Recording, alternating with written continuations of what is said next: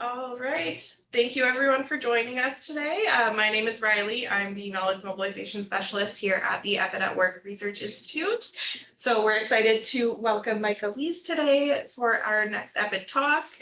Mika is a health and safety consultant and trainer with the Infrastructure Health and Safety Association. She works mainly in the Northwestern Ontario area and travels around the province when necessary. And she's sharing today about some of the resources that are available for mental health in the trades. So thank you, Mika. Super. Thanks, Riley. Hi, Vicky online.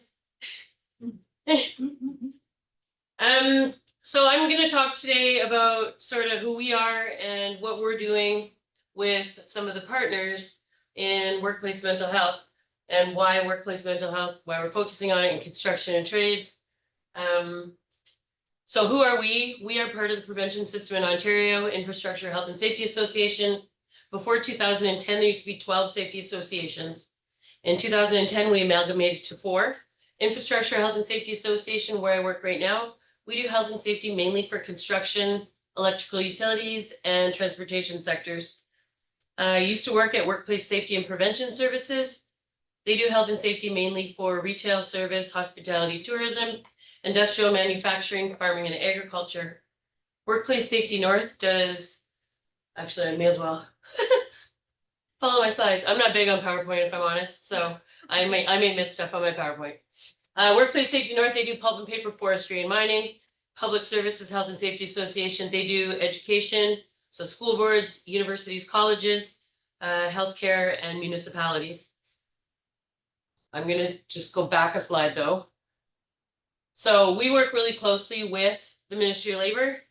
And no, we don't call and rat out your employees or rat out your workplace. We do prevention, they do enforcement. So in all the other provinces, a lot of the health and safety system is together in one place. In Ontario, it's not like that. And no other province has this many safety associations either.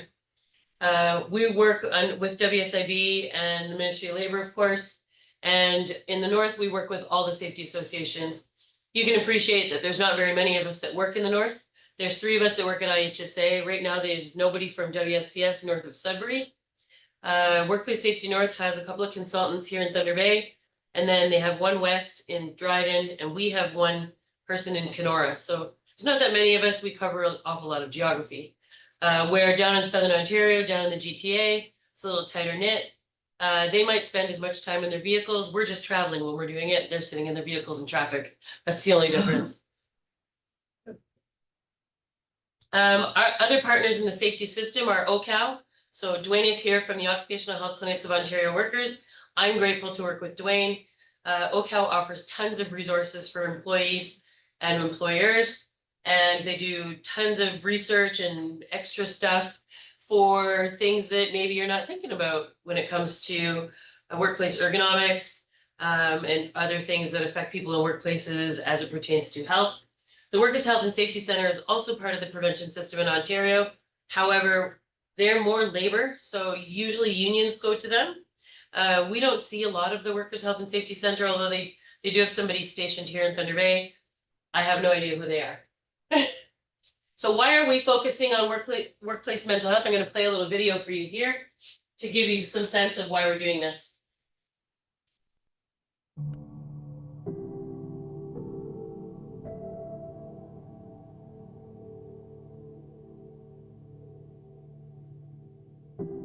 Well, it's crazy. In the late 90s, early 2000s, I didn't know anyone that overdosed. And now, I mean, I hear about people overdosing and dying multiple times a week. When the overdose crisis got declared a public health emergency, or what we're now calling a toxic drug poisoning crisis, I became pretty acutely aware that I wouldn't be alive if I was still using opioids.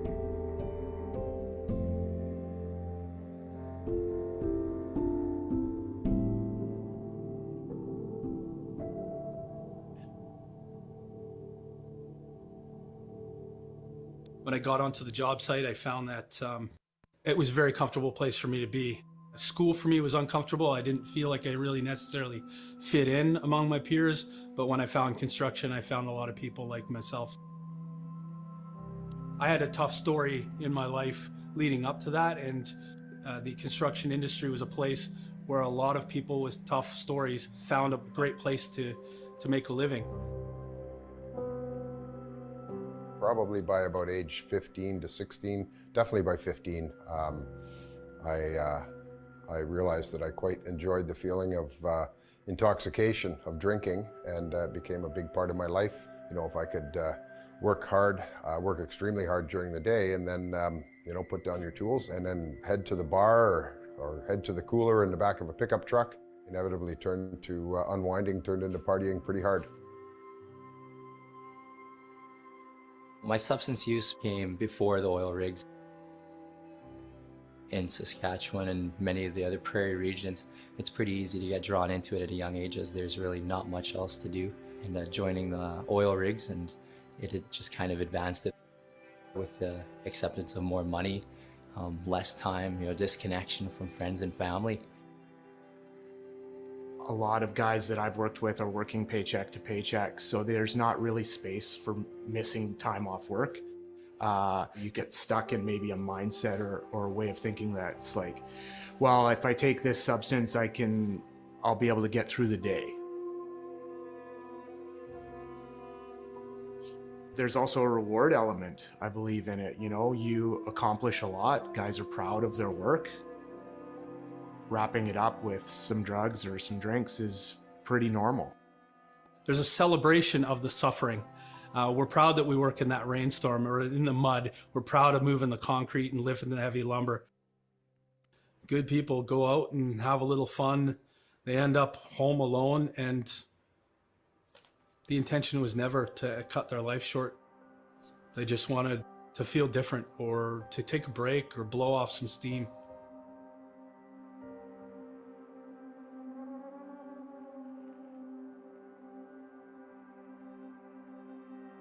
I tried to carry out the con, if you will. I wanted people to know that I was in control, that I knew what I was doing, but it was like a double life. The Jekyll and the Hyde would come out, and it would take me to dark places and to into situations that were very dangerous. I'd begin using in my vehicle, in my commute home. I would head into my room and use until very early in the morning, where I would finish with one drug and I would switch to another so that I could get back out of the house again and fake my way through another day of work. I was driving down the road. I'd been impaired from the night before, and I'd fallen asleep at the wheel, and I essentially drove the truck and trailer with equipment on it into the ditch. And it was my driller's truck, my boss's truck, and it took on a big file and report, and I lost my employment due to it happening. It was an incident, a recordable incident, and the company was actually penalized for it too. I lost my brother, who I love dearly, to addiction. He was a carpenter, and he was injured at work and on a permanent pension, and had become addicted to medically prescribed opioids. Had so much pride in the work that he did as a carpenter, but he just could not overcome the pain that he was in, the physical pain from the hard work that he did for his many years of his life until he had broken his back. What we're really up against is that people still haven't admitted to themselves that the risk has changed. It's not your dad's drug supply. I do believe that we need to be more open to different pathways. And for the longest time, the only pathway was abstinence. It was go to treatment, get sober, and then you go on with your life. There's much more nuance in there. We got to support people in the process. Opioid agonist therapy, safe supply. My life completely stabilized when I got on Suboxone. It was a game changer. All the times in my career that I struggled, I felt like I had to keep it a secret because I didn't want to lose the respect of the people around me. I didn't feel like there was anybody I could talk to about where I was at.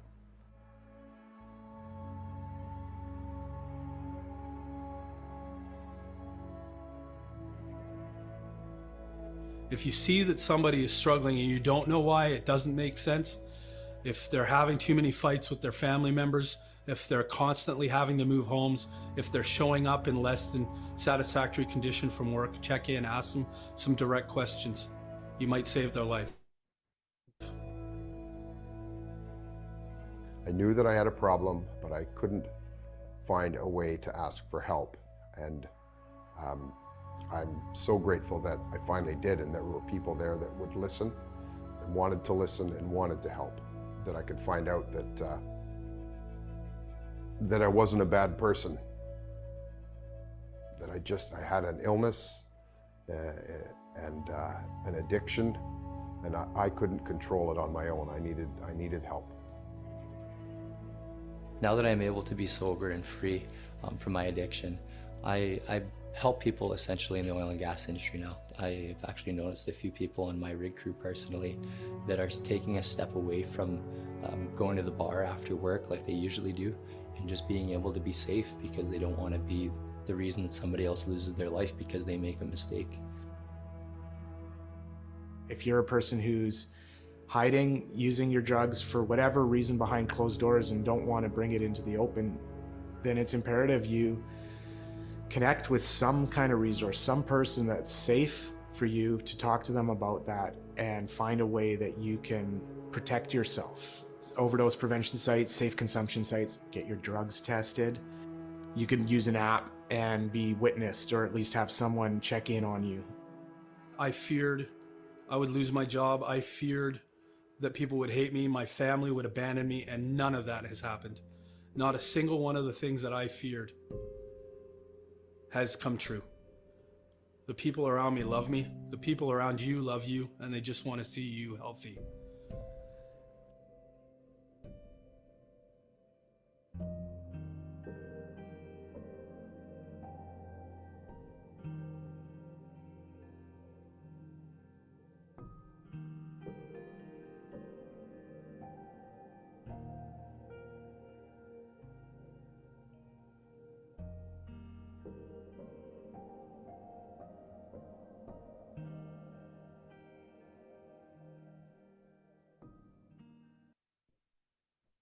So what do you know about trades and drug use? Anyone? What have you heard? I used to be tradesman, I was a living. I was a cook too, so yeah, everything there I resonated with. You can relate to it. Yeah, I'm sober now. So Yep. the stories there is true. Do you know that sober is kind of the new cool? It's hard, right? Societally, we celebrate with alcohol and substances. That's what we do. We go out after work. We meet with our coworkers. We have beers, drinks, cocktails, happy hour. It's all those fun things, right? We associate socializing with substances in most cases. What else do you know about construction? Why is this such a problem in construction? Why was it a problem for your Well, trade? when I look at it, it wasn't, it's like that, it's not a blanket cover. There's certain components of men who do it, and there's certain who don't do it, right? You have your healthy men and you have your unhealthy men. Sure. Probably goes back to upbringing. I don't know what sprouts is. And some people are attracted to different things. Some like alcohol, some like opiates. So it's just a preference, and it's how they operate afterward. So the guys who don't do that will usually go home to their wives, which what they got to do. For me, after a while, I just switched up. I'm gonna go work out, go to a meeting, I'm gonna go read a book, I'm gonna do other things, right? So I found other interests rather than my old, because that kid there, 15, that's literally when I kind of started working. And so I was working with my older cousins, my uncles and friends. And so I seen what they were doing. So I was repeating that or replicating it. Right. But at some point in time, I grew out of it, so what's going on. You know what I mean? I was having a family, this kind of thing. So I sobered up, just like that little circle they saw there. We're all talking because of my great uncle Edward. He sobered up and he was also a tradesman. But this wasn't a fad. You didn't see this kind of stuff. This was like, hey, need some help. Check this out. What's changed? Has anything in construction really changed? The work still gets done, right? Regardless of how impaired you are at night, what's happening on the other side of this is that lots of people who work in trades who are coping at night with bad things have to take stimulants and stuff to actually show up at work the next day. They can't afford not to be there. So there's a lot of construction that is built on drug use. We don't realize that. We don't see that side of it. what we have is we have people who are oftentimes working out of town for long periods of time, no support from family, not really friends with their coworkers. You know, you're out of town, especially if you're working through union halls, you're out of town with people you don't know, you go back to your room, you're making all kinds of wicked money. Where do you spend it? Not in great places sometimes, right? Construction and mining is particularly bad because they're housed other places. They fight with each other. They're sharing accommodations. So they're partying, they're doing whatever, and then they're beating each other up. And it's the employer's responsibility from the health and safety side of it. The employer is responsible for them, even if they're living out in camps, if that's part of their job. So what are some of the things that we're doing? We're offering right now the Working Mind for Trade. So this is through Opening Minds and the Mental Health Commission of Canada. We have the Working Mind for Trades for managers, and we have the Working Mind for Trades for workers. Now, the worker one, so the manager one is a full day. Right now, we're offering it for free. I don't know how long we're going to offer it for free. You pay the $195, and when you complete the day, you get your money back. What was happening was we offered this for free at the end of last year. People were occupying spots, and they weren't showing up. So we want to give people have a little skin in the game. So we charge people, and then we're going to give you the money back. We're encouraging workplaces to take this. If you're a people leader, this one's for you. I actually signed up to take this, but not until March. When I signed up for this at the end of last year, for whatever reason, it didn't run. But it focuses on some of the things that are important as a leader: mental health stigma, mental health in the workplace, stress and resilience, and then how to support your team. Like, I'm just curious, how different is the Working Mind for Trades from the regular Working Mind for Managers? I don't know, because I've never taken it. Oh, I've taken them recently, so I was just curious. Take it, it's free. Oh, yeah. Then you'll know. Then you can tell me. So I haven't taken the Working Mind, which is just for all workplaces. This one's focused on trades. Interestingly enough, so I took the Working Mind for workers. So the only thing that the workers one doesn't have is the managing the people part. But there's a lot of the same components. One of the things they focused on was EAP programs. And I thought, oh, you kept saying it a lot. We just got a new EAP provider in June last year. And I thought, I wonder. So I called it. I went Manulife, clicked on it, took me to TELUS Health, redirected me. I didn't know. Manulife's logo was still on there. No phone number to call. A chat box pops up. It directed me in a whole bunch of different places. And then I sent a really long email to our HR department and to, because I'm a union rep, I represent the workers that I work with.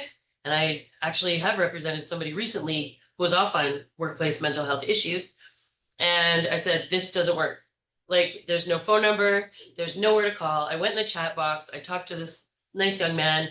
I did phone this other number that pops up in the chat box while you're waiting. I talked to this nice woman. It didn't get me to where I wanted to go. They were surprised, but nobody tried it. I said, if I was in a mental health crisis, this would have made it worse for me. So you just need to know. So our HR department, one of the managers made the phone call. Like, so they were on it really rather quickly. I don't know that it's fully resolved yet, but it's on its way to getting resolved. But this was really good, and it's absolutely free. Free 99 is the best price ever. We are also offering this right now, opening the door to support. So this gives you on-the-job skills and tools for setting a tone in a healthy workplace. I have not taken this yet because I just haven't had time in my calendar to take it. So I actually have this scheduled for the next couple of weeks while I'm out of town. I think this is $20 right now. So actually it's free, but I think it will be $20 after the free trial. I don't know how long it's going to be free. We have podcasts. I drive lots for work. I listen to a lot of podcasts. I have provided Riley with one page of mental health resource links. There's a really great podcast called Crackdown, episode 40.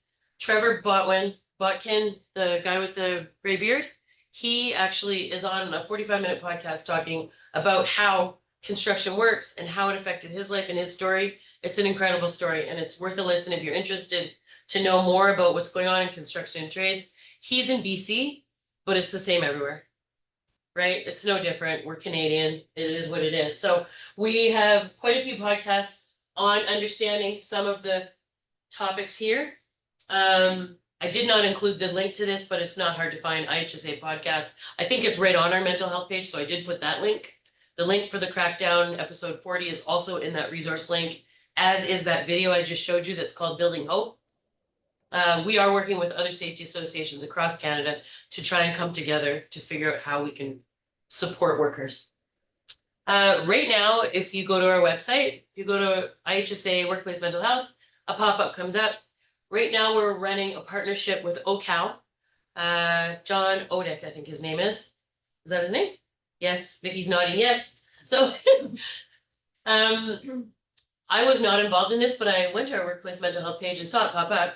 I'm also part of our mental wellness committee, so I probably should have known about this, but this popped up, so I inquired as to how long. So if you go right now, this pop-up will be on our mental health page. It's construction and transportation specific. So what it is OCAL's stress assess tool has been tailored to construction and to the transportation sectors. So what we don't have is very many people participating in this.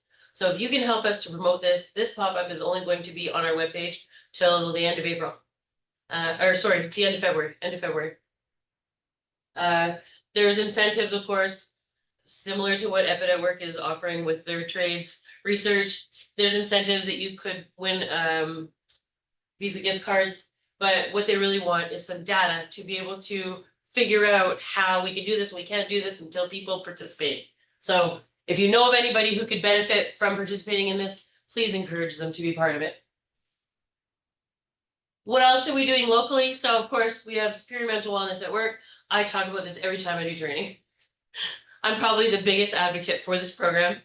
I'm very proud of the work that we did and that we still continue to do in the Thunder Bay District and through the province. I promote this no matter where I am in Ontario. I do a lot of work outside of the District of Thunder Bay that the Thunder Bay District Health Unit covers.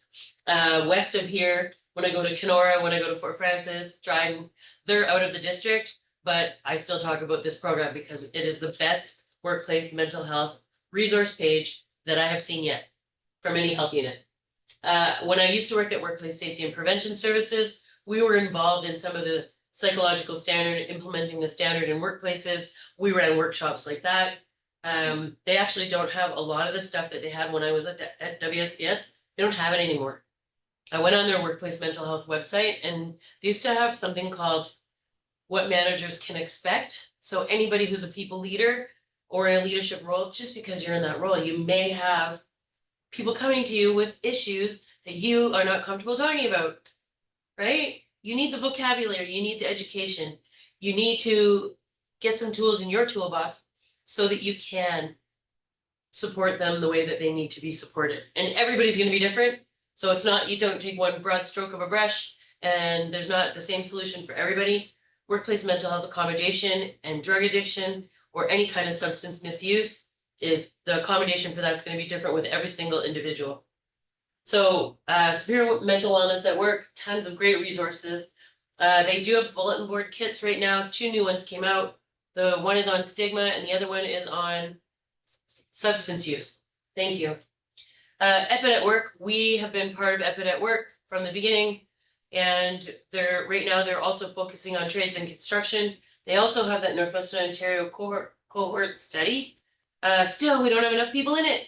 So promote. I promote all of these things going on simultaneously because I know that we need people to do it. Northwest Community Health Center last year did also in partnership, I don't even know who they partnered with.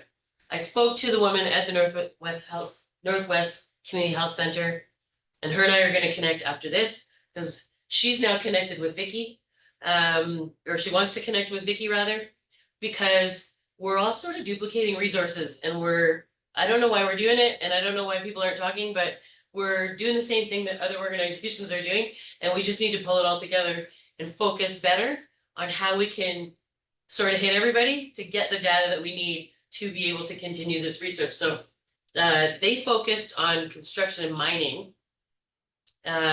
Workplace Safety North was involved with this. However, last February, when it came time for the roundtable in person, I was traveling for work, so I couldn't attend it. So I contacted her to find out what the results are. So they have some results. They don't have the white paper finished yet because it's been just a year, but they're hoping to have that out soon. What they ended up doing was posting this on social media. And they ended up getting a little bit more uptake from Facebook, which is kind of wild. Does anyone have any questions? I saw a question pop up on the chat box online. Or I saw a comment pop up. I have a question. Yep, go ahead. It was just about a couple slides back, you mentioned another program that was offered for $20. Mhm. Is that one trades focused as well specifically? Yeah, no, we have that one there. No, I don't think it is. That's just supporting workers' mental health. And this one's free actually right now. Okay, It is Perfect. free, but it's gonna not be free. sounds good. But I mean, still, it's $20. It's not. And gonna- that's on the IHSA website? It is on the IHSA website. Perfect. Thank you. Thanks, Mika. There's a raised hand from Steve. Go ahead, Steve.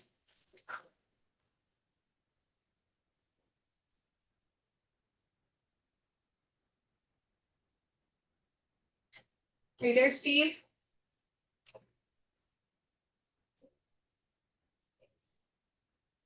Steve, are you muted?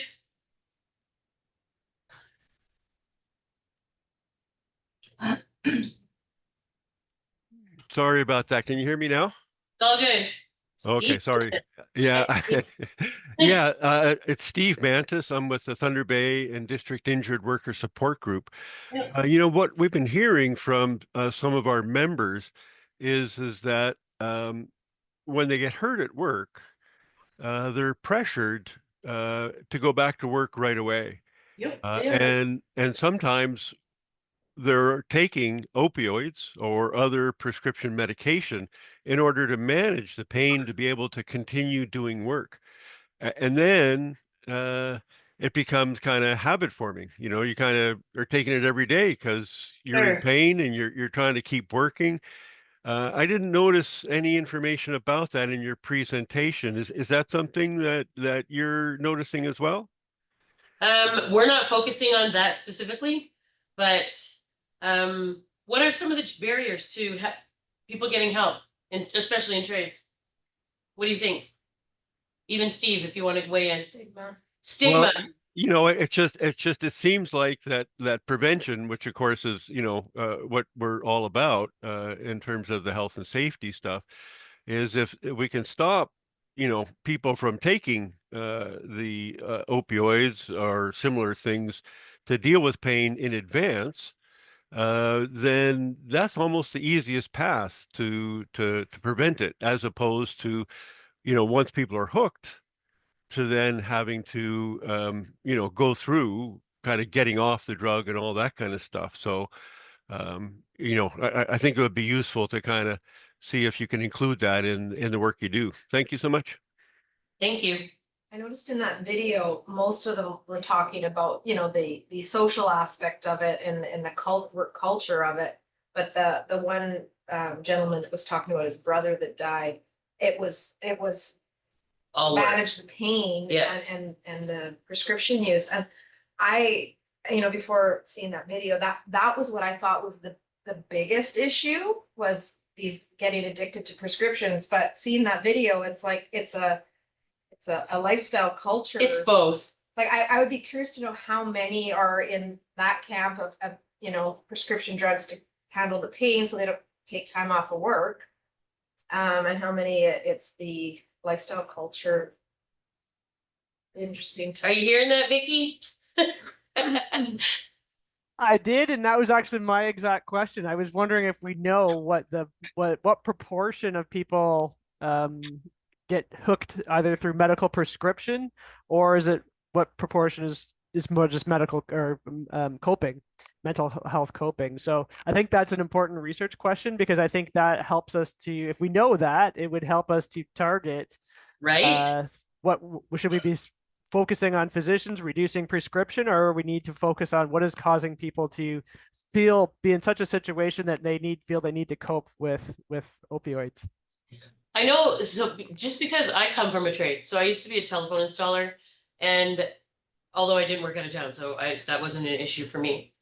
The machismo that exists in trades, and the tough, you gotta be tough, and boys don't cry, and it's those attitudes and they still exist today. If there wasn't so much shame to mostly men speaking up about mental health, and admittedly, a lot of men are pushing back, but there's still so much shame, especially for apprentices. You know, there's expectations that men have this role in society and in our culture and in trades that they can't look weak.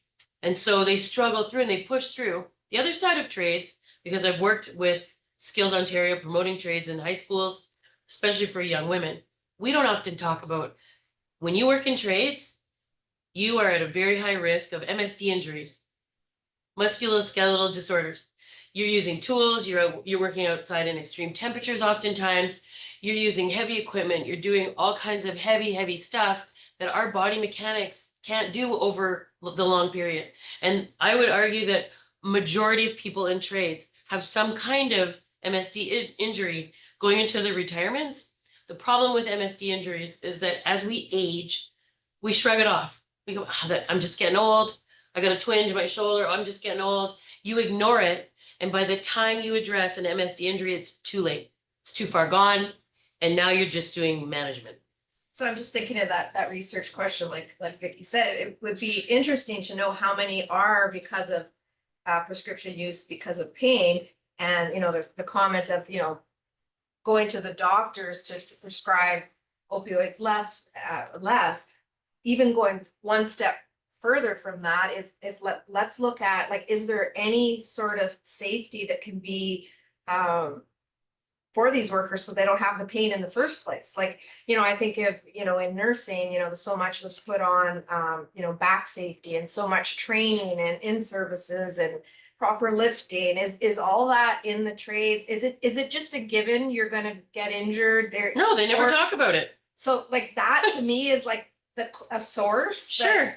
That, you know, there needs to be more training, maybe needs to be more, you know, assisted devices so people aren't using their, you know, body, or like, you know, different regulations where, you know, one person, you know, like you think of in nursing, that's a one person lift, that's a 2-person lift, but, you know, they're probably not being prepared to be safe from injury in the The first substance place. use starts so early too. I want you to think of young guys, and you may have some of them in your life. Young men, they come into training and they got Red Bull or Monster Energy. I've heard some of them drink 5 and 6 of them a day. Those are stimulants. Like that would rot my guts. I can't even imagine drinking one of them. And they're usually so high in sugar, a lot of them, so high in sugar, but they're terrible. And they get used to being on that caffeine and having that high from that. And then what's next? They're always going to be chasing something else, right? Just to cope, day-to-day coping. You had a question?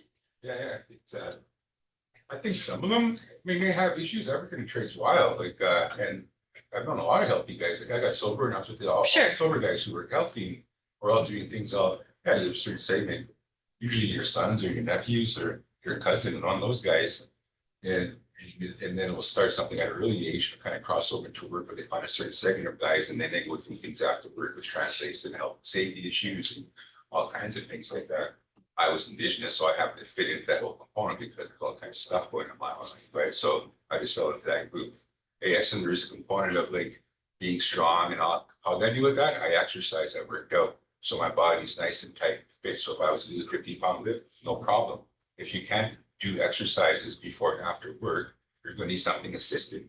So how does that look like when you're on a job site full of lots of men and you're carrying a 50-pound weight, 3 guys are doing clothing?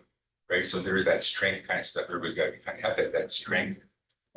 Everybody has that. I think I did, but that's what I did to circumvent a lot of injuries. But saying that, I almost lost a thumb. I still got a knee. I'm still working with, right? But all of that aside from that, I still bite. I still do a lot of ways that a 54-year-old people my age don't even do, right? And I try to eat right, and a lot of things I do. But we're talking here about addiction. Some of the stuff that was prevention was there's ours. Like besides opiates, I found varicose plants at the natural food stores, and I learned how to make it. So when other people were in these kind of things, I offered this as an alternative. And when people wanted to get off opiates, I used Indigenous medicine to bring them off opiates. And there's certain plants you can't to stop the sickness and the hurting, aside from the Suboxone use, which is 10 times worse than heroin for the stomach, because when I try to get off that, that will just take them. It's worse than an opioid. You can talk to any opioid users on Suboxone or that methadone. They know for a fact that that's harder to get off of than the opiates. So it becomes one of these kind of revolving, looping doors. Right? It's a cycle. Where, yeah, so they can never get straight. They have to be on something. So in order to do that, they have to go through all that pain. So I offer different remedies from, holistic to bring them off it, so they don't have to go through all that. What you're talking about though are significant lifestyle changes that most people are not willing to do. Of course they are. Really? I mean, that there is the problem. Yes. Okay, so not everybody was going to be me and go to the lengths I had to do to get what I had to get done. Right. There are other people who don't do it and they die. Right? Yeah. Sorry, Dwayne had a question Sorry. or a comment. Going back to what Steve had said earlier about Prevention. the workplace injuries. Part of the huge problem with the painkiller issue is the process. People get into trades, they make lots of money in trades. Mhm. They expect that they're gonna continue to work. So. Forever with that they- wage. They overspend what they don't have, Yep. then they get injured. And our fabulous system doesn't compensate them. Our fabulous system that is supposed to be put in place to compensate people for workplace injuries, whether they're repetitive strain injuries Punishes them. or acute injuries, doesn't compensate them. So they have a couple of options. Either take painkillers so that they can get through the pain and continue to pay the bills, or don't take painkillers and live on the street. And unfortunately, that sounds pretty straightforward, but OCal does a ton with WSIB claims that have been denied. And repetitive strain injuries are one of the biggest ones that it's a rubber stamp for no, just no. You have to prove to them in every sense imaginable that repetitive strain injury happened via work. So you can be conditioned, you can be trained. And a lot of these younger individuals are conditioned and trained. And yes, we do have, there is a lot of, voluntary substance abuse that becomes issues. But there's a lot non-voluntary substance abuse that becomes issues. Because these individuals end up injured via repetitive strain injuries. And our fabulous system throws them in the trash. Mhm. So they have Very few those two options. options. Yeah. Generally, take something to kill the pain, to work through it. And unfortunately, the things that they end up having to take are highly addictive. So once they're either no longer injured, now they're addicted. Yep. So it's a cycle that in terms of, you want to look at where we should be researching. Or We- focusing. Some of the others besides little wee HSAs and, OCal is one of the sister HSAs off to the side. We're really the only ones that focus on this. Maybe our society should focus a little bit more on how do we actually compensate these individuals for what they have. Or the injuries that they have. And I believe that that's something that Steve was pointing towards because he's mentioned those things before, and that's one of the biggest reasons for opioid issues Sure. in the trades and in a lot of things, but in the trades. You have that all coupled with all of those other things, the masculinity thing, the toughness thing, that we're gonna still push through all of that.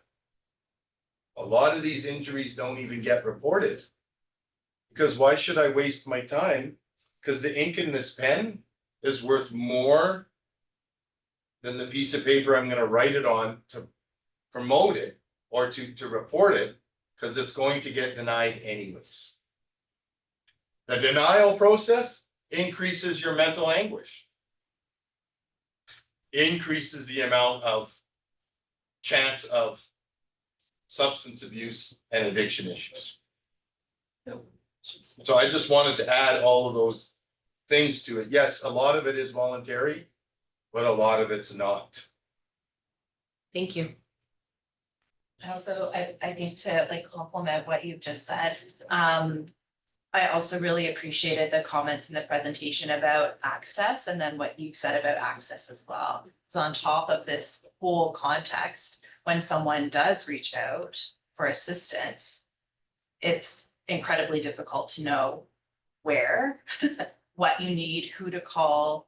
And the system is so bogged down that then you're on waiting lists. As an advocate for this, I mean, you're here, so you're supporting this in some fashion.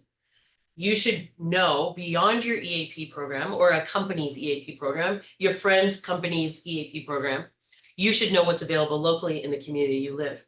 Because sometimes you don't have the luxury of time when someone's in crisis to jump through the hoops of an EAP program. Sometimes you need to take them right now.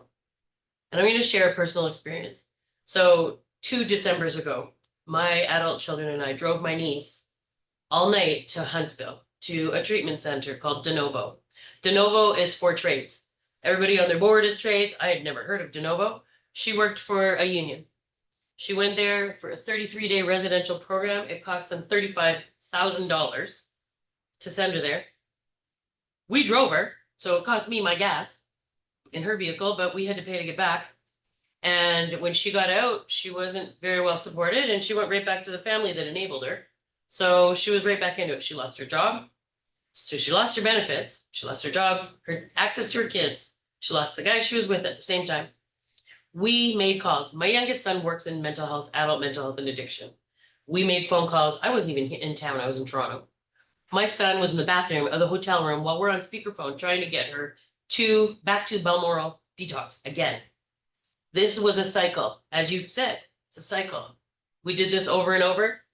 And I don't even know if she's sober. I can't believe her because she's lied so many times.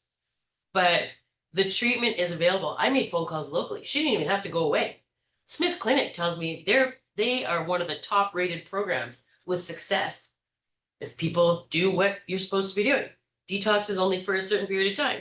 Then you go on to sober living or, whatever. There's lots of stuff in place. There's support, there's therapy. A lot of it costs nothing here in Thunder Bay. People just need to want to do it. And they aren't strong enough to do it. So on the prevention realm, as a health and safety person, I'm not a psychological health. I'm not a psychological professional. I'm no psychiatrist. I'm not a counselor. I'm a health and safety advocate. And I believe that people should be armed with knowledge and tools to be able to cope with messy people. People are messy. People are messy in workplaces. People are messy in families. How can we support these people? We love them. What can we do to help them? I was gonna say that, add to that, I mean, when you're dealing with like opioid use, there's like a high percentage that they'll relapse. And it's relapse prevention. So many times. 1 time, 2 times, or 3 times, could be 4 or 5 times. And they're not only just stopping the use, it's to change your lifestyle. So you're doing a 180 of what you used to do. Yeah, The whole gotta go the other way. has to change. Family, friends, people. All of it. All gotta change. And the person has to, and if they don't understand, or they have to let go. I don't know what it is, but I've been down that road. I know what they're talking about. And I've helped other people. Like I got personal stories too. I've had on my couch when I'm going to school and there's 5 days I had to stay with somebody who's coming down. And that's hectic. And I've been 5 or 6 times. Where I've had to make phone calls to get them into Balmoral. That's not going to happen right away. No, Actually, we got her in pretty 6 fast. hours or whatever. When you're She gave up a bed at 3:30. That's luck. And from Toronto, we got her bed at 1:30 in the morning. I sent my pregnant daughter and my son-in-law out to her house in the middle of nowhere in Cam to go get her and bring her back to my house until they could get her in at 1:30. That's how desperate we were. I just want to, it's a little bit off the. Steve also has his hand up, so. Oh, the Yeah. conversation, but going back to the survey, so I'm just curious, so you did mention like there's, 3 different parties that you're aware of that are still in similar type surveys. I'm just curious, like your survey, like the research questions that are gonna come out of it, like, do you have, is it much different than the now cohort study or what Northwestern's done? Like, I is there don't know that any it's collaboration? There is some sense of collaboration. So Vicky actually has reached out to our people Mhm. to be tied up in this. Dwayne, have you talked to John at all? Not Right. about this one, but our stress assess survey is a base survey that has base questions that cannot be changed. And then there's other questions that can be and are modified for the workplace or the industry in which it's being dealt with. Focused, yeah.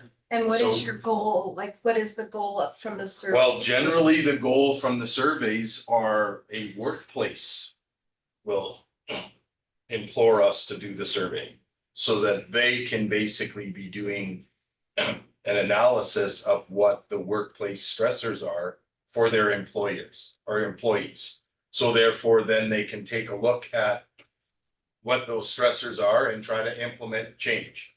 Not unlike doing an ergonomic assessment, we look at what physical aspects are of what you're doing, and this is what we try to do to recommend change. So that's generally what happens with our surveys for workplaces.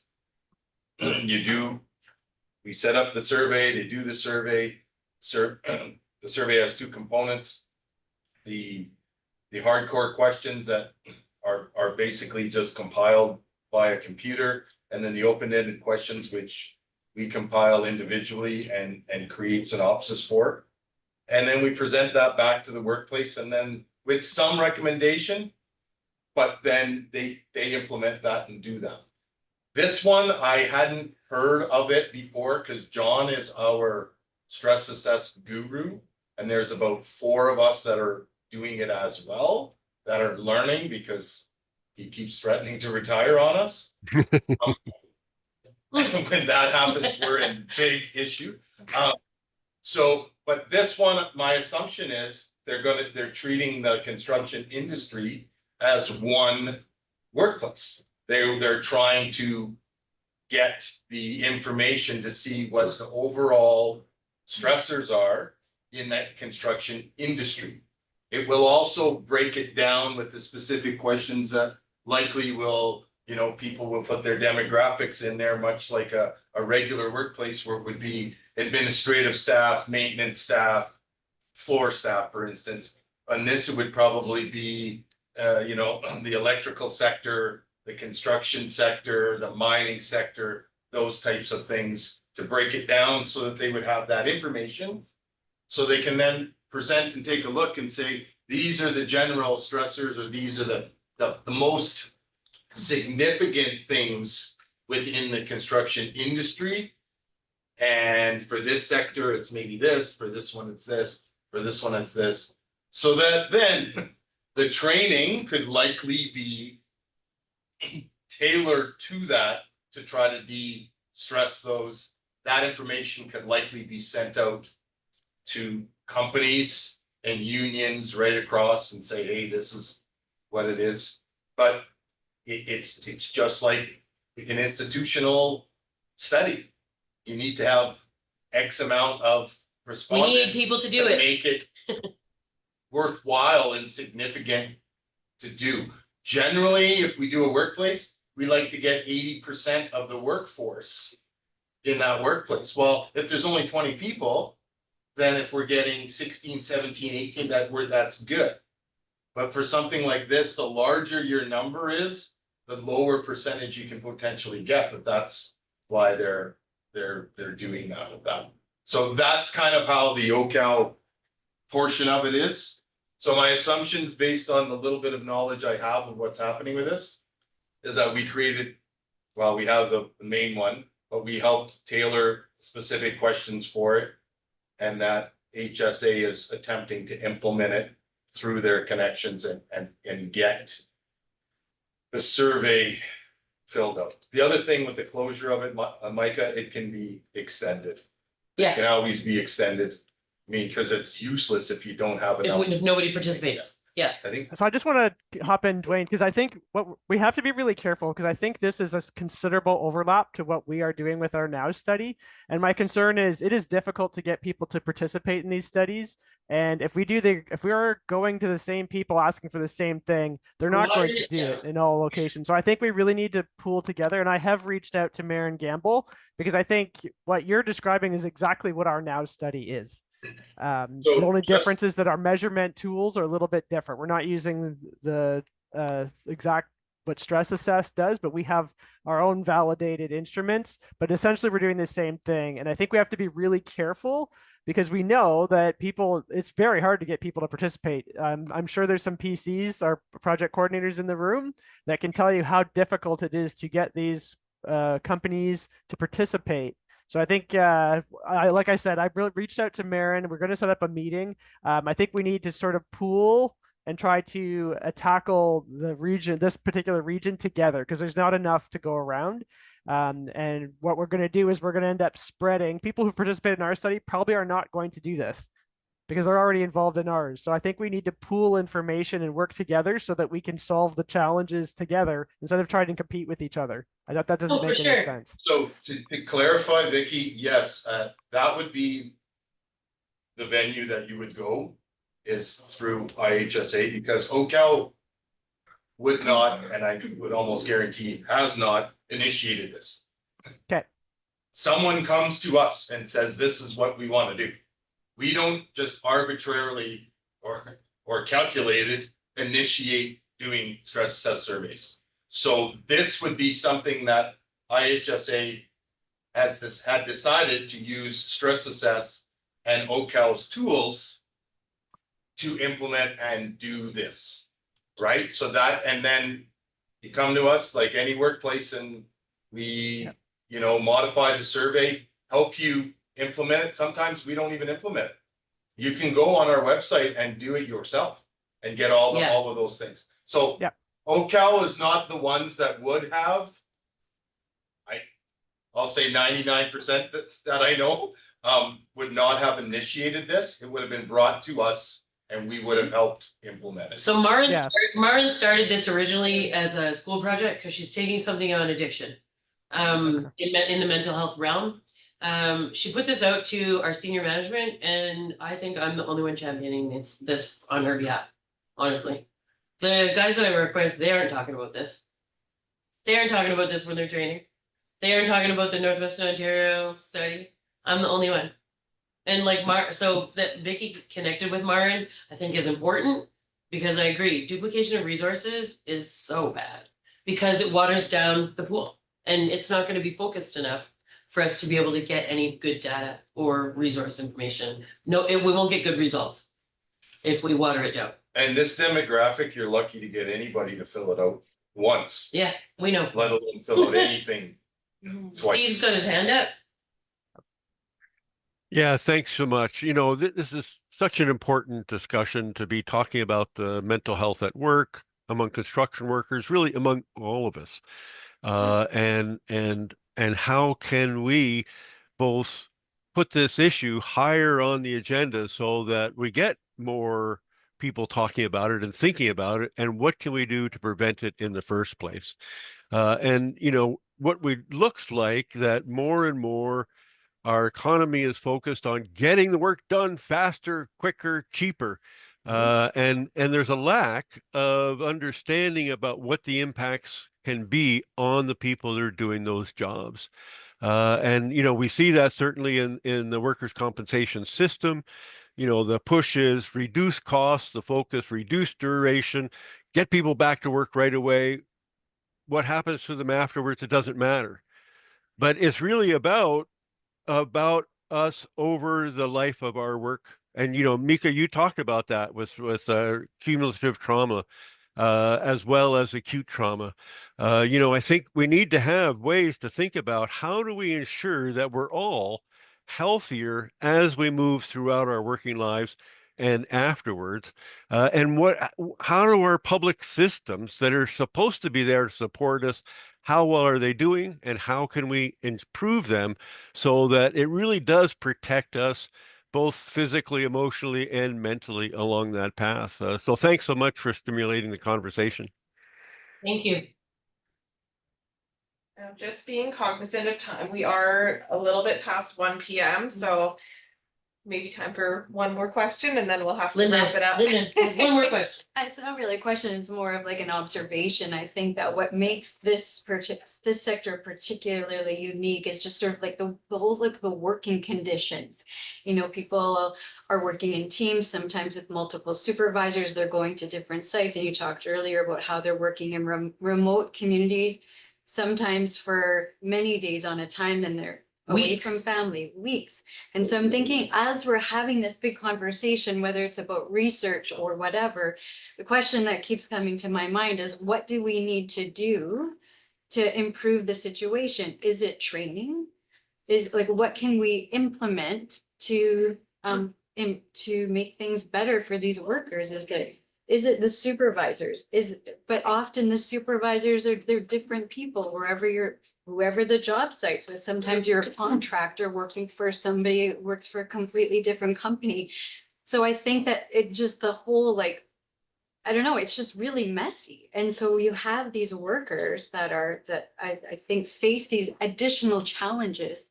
And I know another thing that presents itself in terms of like, you know, there's prevention, but then there's also like at the other end, there's treatment.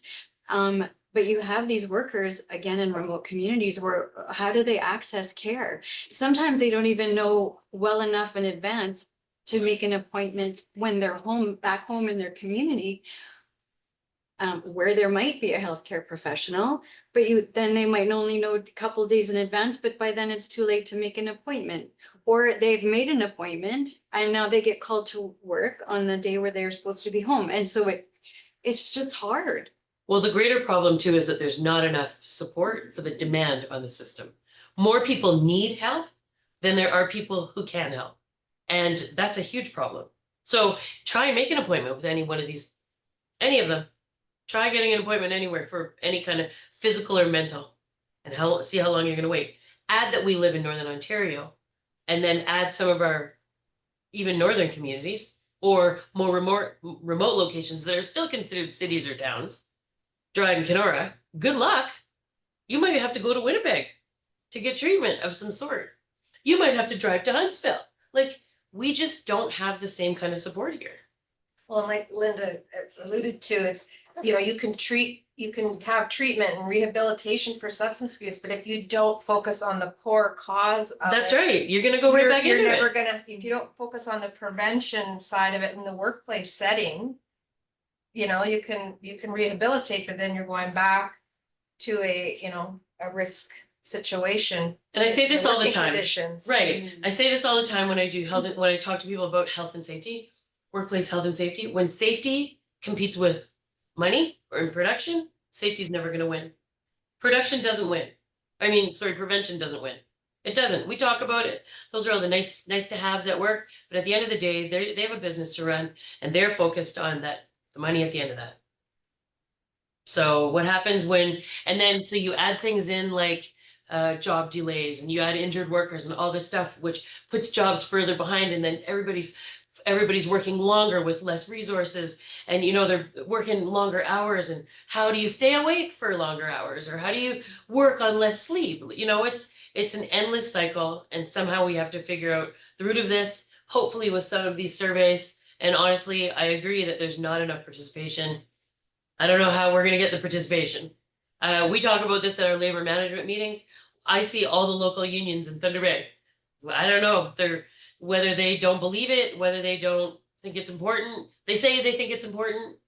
They all talk the talk, mental health is important, but do you really think it's important? It's the only way that we're going to end the stigma and the shame associated with not talking about it. Thank you, everyone. Thank you so much. Yes, thank you so much, Micah. Sorry I couldn't be there in person today. My kitchen's actually being ripped apart, so I needed to be here to let the construction people in, but I will let them know about our study. Thank you everyone for coming today. I know we've talked a lot about surveys today. I really hope that you will all do the event survey that was just on the screen. I'll send out the link to it as well. And the resource page. And all the resources and yeah. Thank you. Our next EPID Talk is going to be February 20th. So thank you all for coming and have a great day. Thank you. Do you know what the